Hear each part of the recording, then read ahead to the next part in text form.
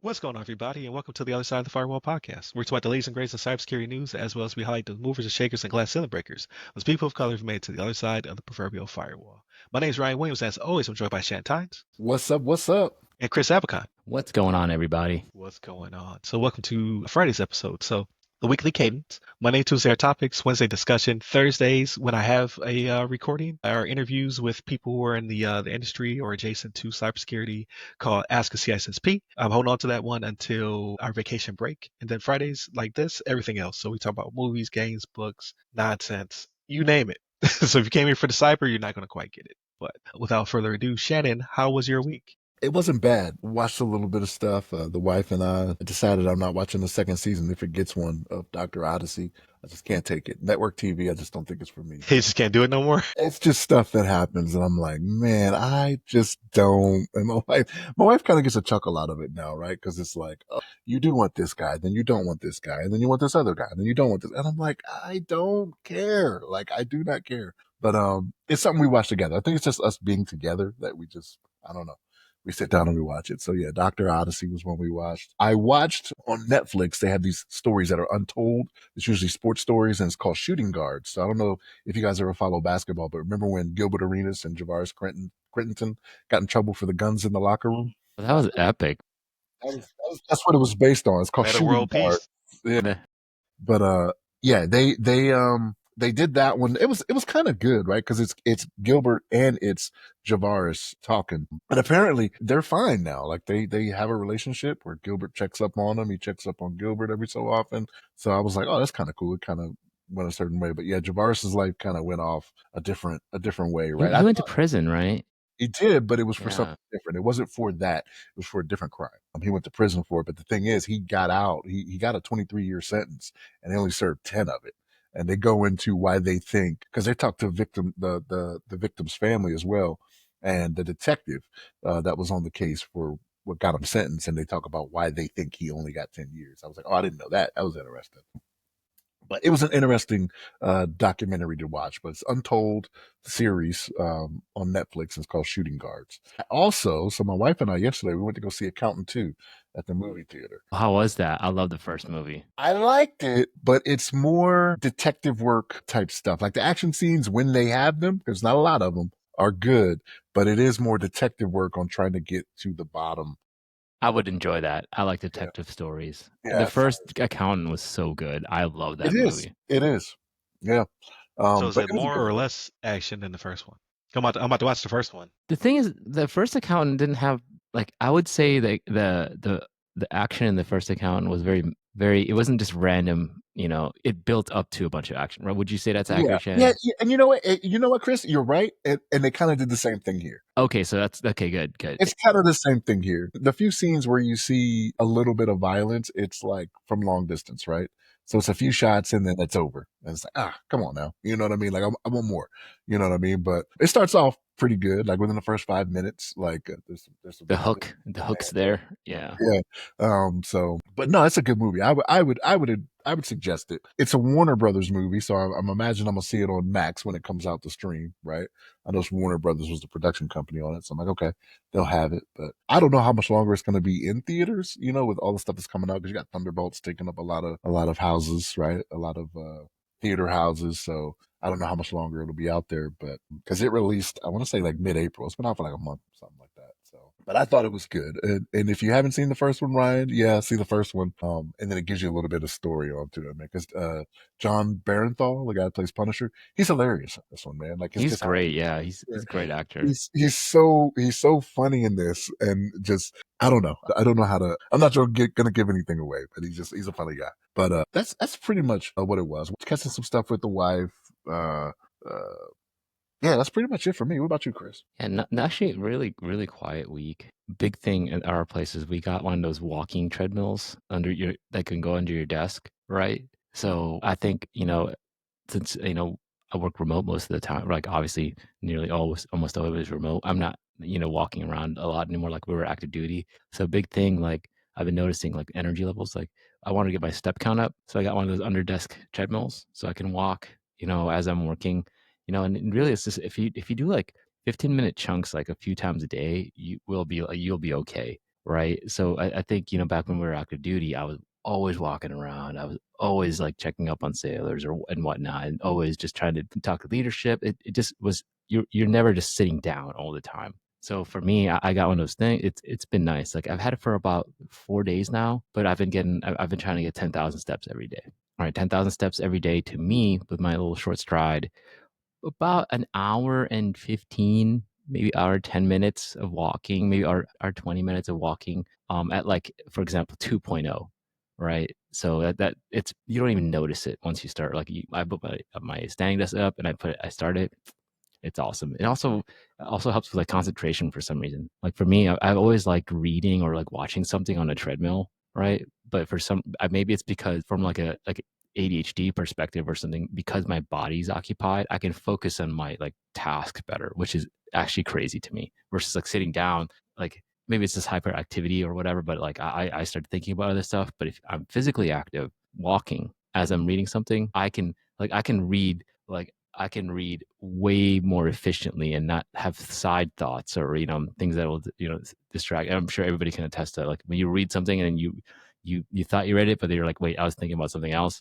Like that goes All down the a time. lot, all the All the time, time. right? So we're like, to me, it gets harder as I get older. Like, I have to read that again because I just thought about something else, about like cooking or something. Age and like just the little things. I think distractions, it's a big part of like being an adult. Like you just have a lot going on. So for me, it's like if I get physically active, right, it takes away an input, right? So I don't know if everybody's different, but for me, like this little walking treadmill has just been fantastic, right? So yeah, man, I got to look into this. Same exact thing. Like I'll be reading something and I'm like, wait a minute, why I didn't take that in like I normally Mhm. take that in, right? And then I got to do it again and then be like, okay, yeah, there it is. So that's Yeah, it's really, yeah. I think that's probably one of the more common. I think as adults with all this stuff going on, and like our attention spans are getting shorter because of social media and all that stuff, right? So just removing those, I would say environmental factors and adding something positive like just walking. Especially as Americans, we don't walk everywhere, right? We are on our desks all the time. We drive to grocery stores, Very whatever. true. You know, Versus a European or an Asian country or something like that. They got to walk 20 minutes to get food, and they're walking And in they the and they grocery go every store day. every day and then walk Yeah. back. So everybody's like, oh, why are Americans as a society getting more obese? Well, yeah, it's sedentary lifestyle, right? Like walking is like almost a cheat code. It's just like for us Americans, like walking is huge. Like if even just like stroll on the block, right? But being able to do that like on demand on like a little tiny little treadmill just to walk is it's awesome. And plus you can like post it up in front of your TV and just like walk. It's fantastic. so I have a standing desk at work. It's been down. It's been down the last couple of weeks because my knee's been killing me. I don't know what it Hmm. is. I probably did something I don't want to get checked out, so they don't have to tell me I got to get surgery. But I have a standing desk, and I do walk to people. Like I could just as easily sit Yeah, down, yeah, yeah. but I make it a point to pull my cat, go walk to wherever I need to walk to, ask a Exactly. question, and then go back and do it because I know that what I do, like it is very much a sedentary lifestyle, right? So Hmm. I try to do my best to do that. But yeah, see now I gotta set up an appointment with my PCM to be like, hey, I think There you here's go. my symptoms, right? Document it. That's all I'm saying. I mean, our feet and ankles are jacked up. Like I can definitely say that my feet are jacked up. So from wearing those boots for many, many years. But yeah, other than that, just been reading like probably 80% through my book, Personal MBA, right? Really I'm in the section where I'm talking about systems and systems thinking. I got past like the human mind section. Really good book. Check it out. It's by Josh Kaufman. Like the first half, I think I may have talked about it before. First half is business. Second half is human mind and systems. So like working with yourself, working with others, and there's a lot of little nuggets that are really helpful. Next book I'll probably read is Thinking Fast and Thinking Slow. Thinking Fast and Slow by Daniel Kahneman. So he talks about, just at a high level, this book's about two types of thinkers: people that are fast thinkers, right? That just do, and then that are more like action oriented, I would say. I haven't read the book yet. And then slow thinkers who are like very methodical and think about through everything. So that book talks about those two types of thinkers, and I'm gonna be reading that next. So that should be fairly exciting as well. But other than that, That's all I had. Ryan, over to you. Yeah, definitely. I was gonna say that the next book you should read. It's Oh not yeah. recommended. Is with the editor. But yeah, this has been a pretty chill week now. Like I got over two major hurdles. Right, I was doing an assessment. So off duty, I was doing an assessment. It took a long time, lots of questions, but I finally completed it and turned it in for QC. So that one's off my plate. It's about 6 weeks of personal time, and it's keeping me sharp, right? Because I don't do assessments necessarily in my current role and capacity for my 9 to 5, right? It's more oversight, research, consulting. Is where I'm focused, and resiliency oversight, specifically within corporate risk management. So different beast. So I wanted to get my feet wet or get my hands dirty, I guess, to use a bunch of analogies that don't necessarily fit and do an assessment. And I found an opportunity and I took it on. It was a beast. Then I turned the book into the editor. So like I rub my hands together, my part is done, see what she does with it and what she's like, this is like fix this, fix that, change this, change that. So I'm ready to see her inputs. But I heard line editing is a beast. It's my first foray into book writing. Super excited. Hopefully people will read it. So it's called The Other Side of the Firewall, named after the podcast. And that should be dropping midsummer. So just waiting for those inputs. And learning how publishing works is crazy. So I learned so much. I learned how to get it into different distribution channels, right? So not just Amazon KDP for ebooks, but also how to get it to from straight from me, so business to customer, so B2C, how to get them to get their book, but also learn B2B, how to get my book into distribution channels for Barnes and Noble, Target, etc. And how you have to get an ISBN, which either can be provided by your publisher, which I'm self-published, so I bought my own ISBNs, and then how to generate a barcode specifically for your ISBN. So I've learned all this back channel stuff. I feel like I can teach a master class now on how to self-publish. It's You've pretty got cool. a little business course right there in Yeah, supply I guess. chain right there, at least in one industry, which is awesome, right? So distribution channels are huge. Yeah, so it's been an undertaking, not done yet. So I've done all of the editor called it the front data, the back data, and the metadata that you need for each type of book you're pushing. I'm only doing ebook and physical distribution, but then there's also another channel for audiobook, which I haven't even thought about yet. So and you need an ISBN for each one, and you need an ISBN for each one, and you need a barcode for each one. So it starts to get Hmm. kind of pricey. So you see why you sometimes need to go with a publisher. But at the same time, what I've learned is that if you do go with a publisher, they still rely on your network. So Hmm. I was like, I might as well just do this one first myself to see what it's like to learn how to work it. Because all a publisher would do in my instance as a brand new author would be to help with editing and to put it in the distribution channel. But the marketing would still be on me. And it would take like a 90% cut. So because you learn through different distribution channels, they take different cuts. Like if I do it straight from me, I'm paying for printing and shipping. If I do it B2B, they demand a discount. They won't put it in their channel unless you give them a mega discount. And sometimes you have to allow them to also do book returns. And then there's another channel, the KDP channel, right, for the ebook. That one also has its own demands on their cut.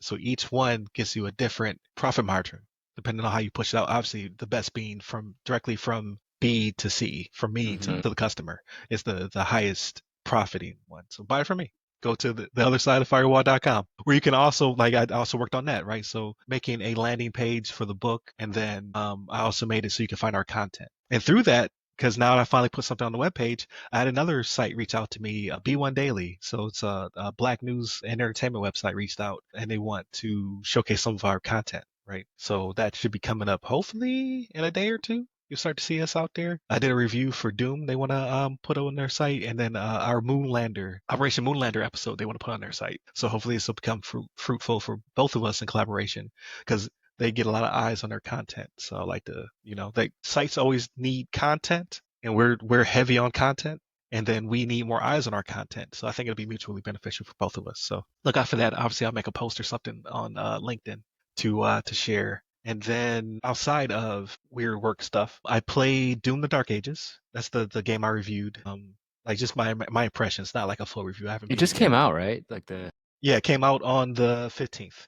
oh, Loving it. So I'm playing on Xbox Series X. I also downloaded on the PC. It looks obviously better on PC, but I don't know. It just takes more work. I like to just sit on my couch pick up a controller and play sometimes, right? And this game's phenomenal. It looks great, sounds great, runs great. Like id Software makes a beautiful game engine every time they go through and they create a new Doom. And this one has a weight, a gravitas to it. It feels more like a Halo or a Killzone or a Feels what's another? premium, right? It feels like a Yeah. premium game. Yeah. And your dude is not just flying all across the screen. He can, right? Like your Doom guy, the Doom Slayer. He has moves that allow him to close the gap quickly.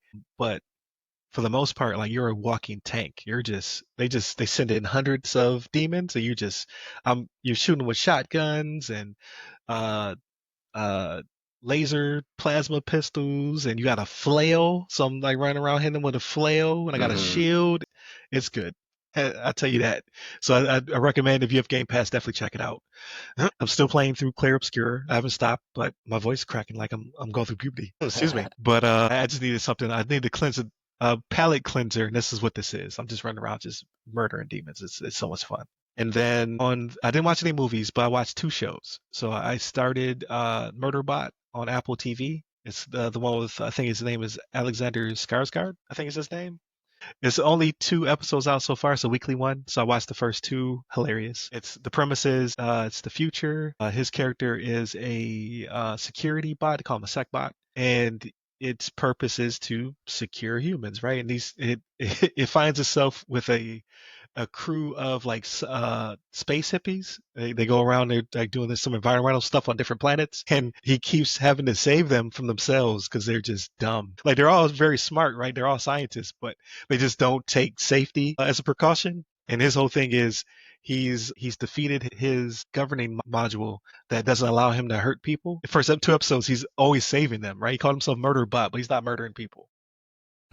So it's pretty funny. It's very sarcastic, very much not taking itself too seriously, and I'm enjoying it. So I just wish they would release more than one episode at a time, but it is what it is. It comes out on Fridays, so episode 3 is next Friday. And then I started another show called The Bondsman on Amazon. Kevin Bacon, where he's a bounty hunter sent to hell, and the devil resurrects him to be the devil's bondsman. I watched the first 3 episodes. I kind of liked it. I was like, I kind of like where this is going. It's very much action horror, right? So like, Okay. yeah. So and it's real nasty. Like when it comes to like body horror, like the dude got electrocuted and his face got stuck on the carpet. So when he pulls his face up, like it's like gooey and it's like stuck to the carpet. I was just like, man, this is pretty good. Canceled. So they just canceled No. it. Yeah. So the first season's completely released. They released all 8 episodes at one time. It's not getting renewed. Like Amazon has dropped it. So maybe Netflix or somebody will pick it up. But you know me and cancel shows. Can I do? Like why am I watching it if I already know it's canceled? Exactly. Right. There's no closure, right? Yeah. So unless somebody picks it up, I guess I'm done. I guess I'm moving on to something I'm else. not reading fanfics. But I liked where it was going. Like the first episode starts out very, very violent. Because he gets killed. But then by the end of the first episode, he's back. And it goes on from there. So I thought it was going to be pretty good. But yeah, apparently it was number 9 on the Nielsen polls out of the top 10 brand new shows. And that wasn't good enough. Amazon was like, nah, need you to be higher. I'm curious if Amazon, you're going to see a lot more of that from Amazon because remember they bought MGM Studios too, right? Or they're in. Yeah, it has the MGM title at the beginning of it. Yeah, so like I wonder if they're going to be more cost conscious when it comes to stuff like this, and they're like, we need higher numbers to make this worth it, right? Once you're in the actual movie biz, Right. There's only so many because I want to say, spots in the top 10. There's yeah, literally 10 spots. Like, because I want to say Accountant 2, I think was Amazon MGM Studios too. So if you're going to be doing movie releases, a lot more money goes into like the distribution, you know what I mean, and the marketing and things of that. Amazon be reviving IPs, right? Or just like and then making it their own. What they did with Lord of the Rings, right? Or they tried to rather. That was Rings of Power or whatever it was. Was it? Yeah, Rings of Power. Yeah. With how much money they spent on it, you would think it would be like a Game of Thrones level show, but I haven't heard anything about it. It must not be. It must be just average, unfortunately. it's just too many shows. That's the problem. Like I will go several seasons before I find out about a show that I would like. It'll be like 3 seasons in. I've never heard of this before. And it'd be like right up my alley. Like that used to never be the case. Like when we're younger, you had a TV guide, you only had so many channels, and they only had so many shows. Now with infinite apps, there's like every app has 10 shows. I found one the other day. I didn't know I had the Showtime app, right? So I've Showtime via cable that I do not want, but my HOA gives me regardless. So I found out that I had Showtime cable. So I was like, I wonder if I have the Showtime app. So Showtime app is dead. However, you get to the Showtime app through the Paramount app. So if you have cable, you can sign in using that, and that'll get you to the Showtime section of the Paramount app. It's very crazy. You sure it's not Prime? Because that's how I get to my Paramount Plus is through Prime. Like I can go to Paramount Plus, and I want to say I've seen other apps in Prime when I've gone there that I just don't have. So yeah, you can Is it you can Paramount? use it as a launch for those, but I think because I pay for Paramount Plus through T-Mobile, I want to say, and Mm-hmm. T-Mobile covers that bill, and because I have a Showtime, uh, it's because I have a Spectrum account. I then log in through Spectrum via the Showtime app. It's crazy. It's too many shows, too many apps. Because I'm probably paying in apps. I'm probably paying like half what I was paying for cable, which is still not bad, but still too much Mm-hmm. for me to watch one or two shows per app, right? Like it just seems like it's a bit much, but I digress. But yeah, that's pretty much it for me, man. Like I'll keep you guys posted on the book as things progress. Again, shooting for a midsummer launch, doing it all myself. So One I man will army. catalog all this stuff because yeah, I probably could teach a class. So hopefully, there'll be a success and what have you. But definitely hit up the other side of the firewall.com if you want to hear more about it and get to all of our content. With that being said, thank you for tuning in throughout the week. Again, Monday, Tuesday, our topics, Wednesday discussion, Thursday's Ask a CSSP. I have one coming up. It's already in the can, ready to go. We're going to push it for our holiday break that's coming up probably next week the week after you hear this, it'll be our break. So you'll only get an interview episode. And then Fridays, everything else, movies, books, games, all that cool stuff. So you'll hear about me ranting about more games in the future. And then the football season's about to kick off. Can't wait. About to get at them Baltimore Ravens. No. Week 1. So we'll see. We'll see. One of us will be very sad. And then obviously, again, hit us up by all the websites go by name, the other side of Firewall, the other side of FW, or Ask CSSP. Hit up all the websites, ramcyber.io or the other side of the firewall.com. Hit me up personally. I'm at RyRy Security Guy. That's RYRY Security Guy. You can find me pretty much everywhere, but LinkedIn is where I'm most responsive. And where can they find you, Chris? You can find me on LinkedIn under my name, Chris Abacon. Last name spelled Abacon. There it is. Stay safe. Stay secure.